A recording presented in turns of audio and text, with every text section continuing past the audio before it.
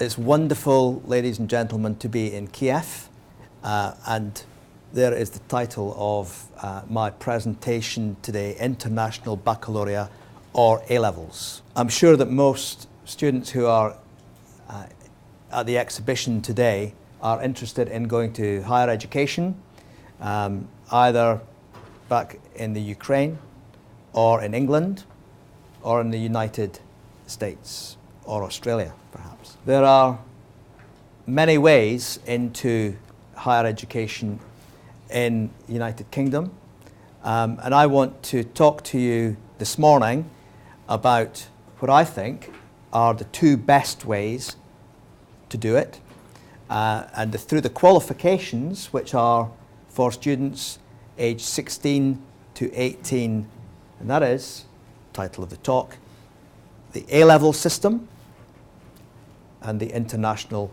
Baccalaureate system.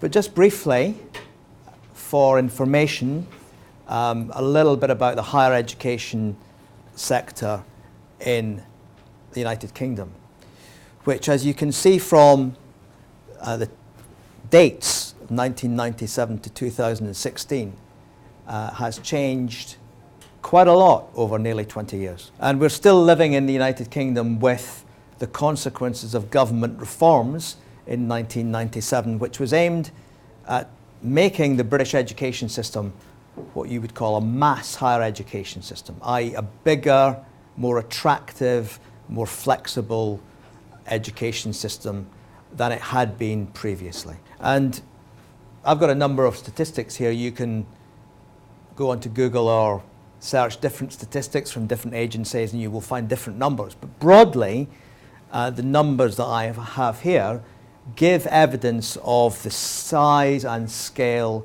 of higher education in Britain. Okay, the size of it is around about 2 million students doing different forms of qualifications in the UK. Not all of them, of course, are English, and not all of them are doing top-level degrees, but that's roughly around the figure doing further and higher education in the UK. There's been a big increase since 1997, around about 5,400,000 increase in those attending courses in Britain since 1997.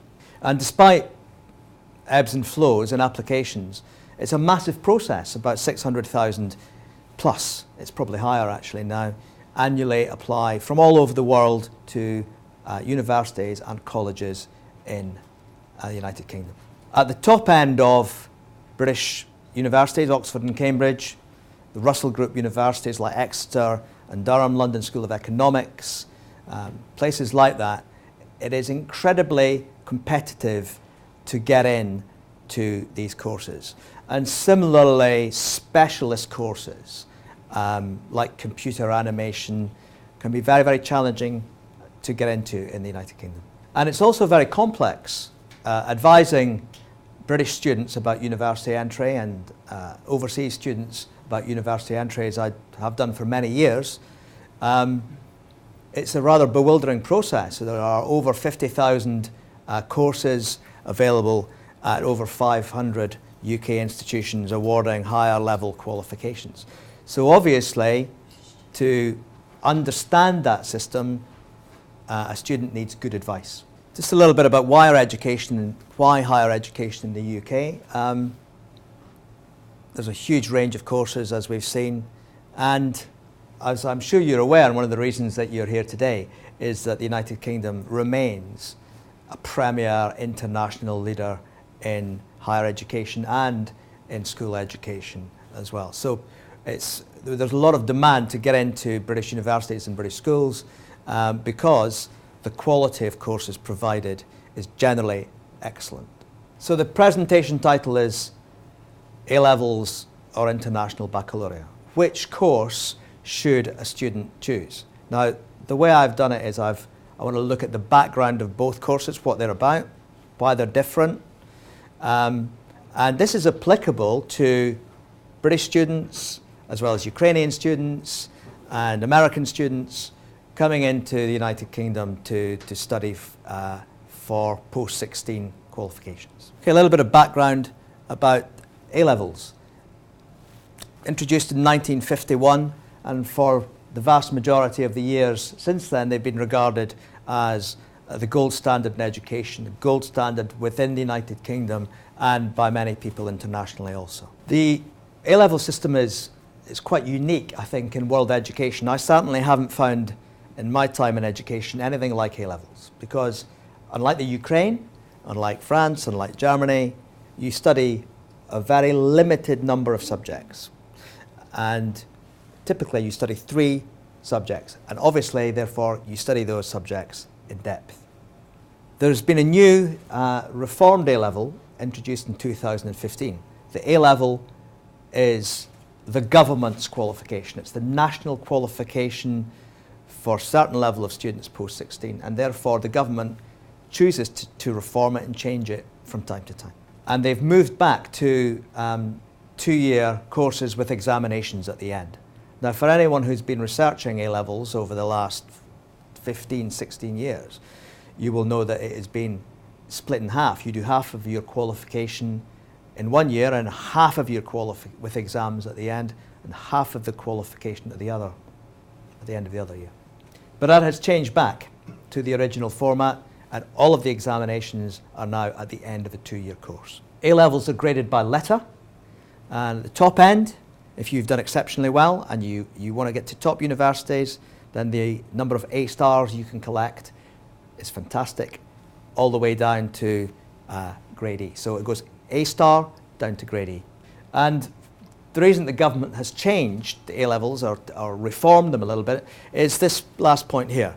They want a greater emphasis on depth and detail, and a greater emphasis on what's called independent learning throughout all courses. British universities told the government that they wanted students to be more independent in their learning when they got to university, and they want schools to support their students, but they also want them to have intellectual and independent inquiry also. And I won't go into too much detail on this, but here are some of the examples of the changes. And I think really we've covered that. Perhaps the point I'd like to make is this one here, that the new A-levels are designed to promote academic curiosity. And I was talking to a family just before I came down here about the differences in British education to perhaps in the Ukraine. And I said all our teachers in the UK want to inspire their students in the subject. They want them to love the subject. They want them to read about the thing. They want them to take work experience if it's for medicine courses. They want to inspire pupils to learn, and the reforms have been designed to help that. Just one last thing on A-levels about the structure of the courses. There is also something which if you're a Ukrainian student and you come to a British school, the school may well ask you to consider studying, and that is something called an extended project qualification. Now this is quite a recent qualification which universities love because it is all about independent learning. And you can do it on anything you want. It's the student's choice. So if you want to be an engineer or a doctor or a historian or a businessman or woman in the future, you can design your own project. You can build something, you can write a report, you can stage an event. It's very flexible. And British universities really, really highly regard this qualification. Okay, so why A-levels? Why should you come to the UK and study A-levels? Well, they're the national qualification of the UK, and if you study A-levels in the UK, it's quite a straight passage through to UK universities. If you know what you want to do, if you want to be a doctor or an engineer, it allows you to specialise quite early on. Because if you remember, you do 3 subjects. If you want to do engineering, you might want to do maths, physics and further maths, and top universities will like that combination, plus an EPQ. So it allows you to specialise, to focus on a chosen course or career. And many of my pupils say, well, it's a great qualification, sir, because you can choose what you want to do and you can leave out the rest. You can leave out languages or mathematics or whatever subjects you have not liked up to that point. You can specialise on what you are good at. And of course, because it's in the British education system, And the British education system is respected internationally, so are the qualifications. So if you come and do A-levels in a British school, you will have an internationally respected qualification. Okay, quickly through the history of the IB diploma now. IB diploma has been around since 1968. It's a global qualification. There are around about 2,000 schools in 137 different countries offering it, and it's internationally regarded as an academic programme. It's independent of control of any one country. So I've just said the British government have changed A-levels. IB is governed from Europe, and they do what they want, and they control their own qualification. And over the years, people have come to respect the qualification offered by IB because it's not controlled by any government, but just by their own exam board. It's become very popular in the UK, probably over the last kind of 15 years, especially, and more schools have taken up, about 130, probably a little bit more now. Okay, so if you want to do the IB is different from A-levels. You do 3 A-levels, and if you want to do the IB diploma, you have to do 6 subjects. You do 3 at a higher level, which you'd spend more time studying for, and 3 at standard level. And there are also some core components which I'll explain soon. And the IB is out of points. It's not grades, it's out of points. So 45 points is the total. Some people, believe it or not, get 45 points. So it's different from A-levels in that it's points, not grades. And universities make decisions on the points and how you have done at your higher level subjects in particular. Just very quickly, there's the IB hexagon, and you can see that those six subjects are not the 6 subjects that you want to choose. You have to do a language, so it could be English, German, or English and Spanish, whatever your national native language is. You have to do a humanities subject, history, geography, economics, one of those at least.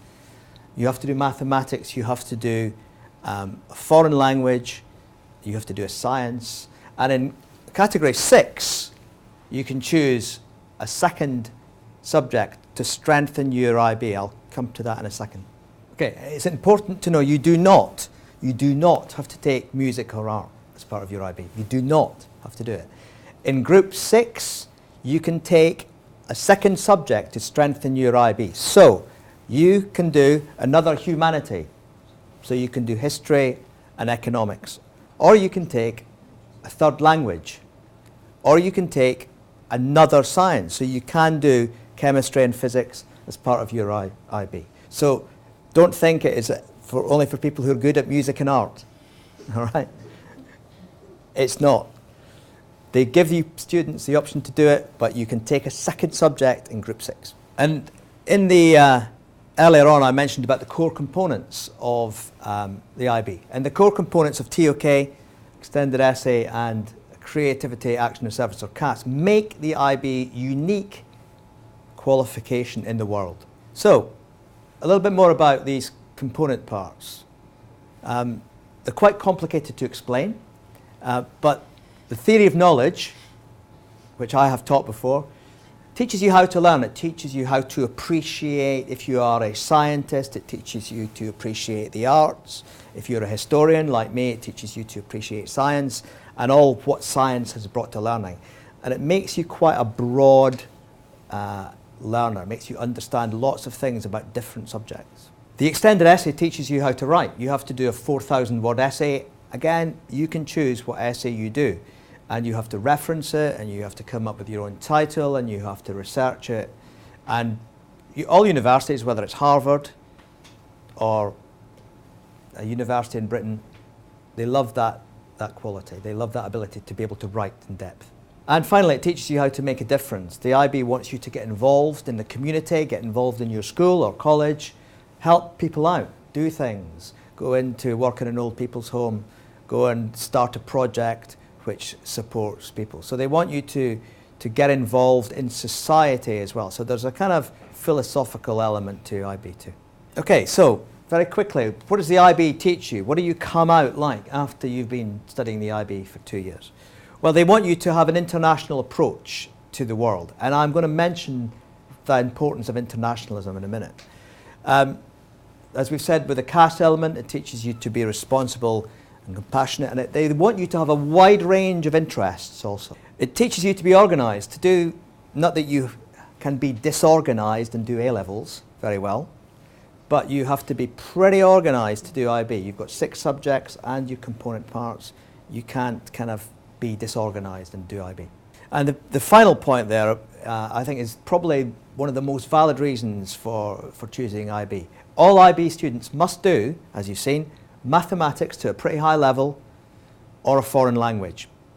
Okay, and that is probably one of the biggest differences between IB and A-level. So if you come to England, what should you do?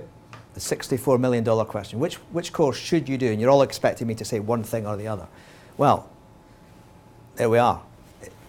There are 2 very good qualifications. Okay, A-levels has been respected for a long time. IB is very rigorous. No system is necessarily better than the other. It depends on the student and what the student's long-term ambitions are. And both offer very strong alternatives to entry into universities, not only in Britain, but in the rest of the world. But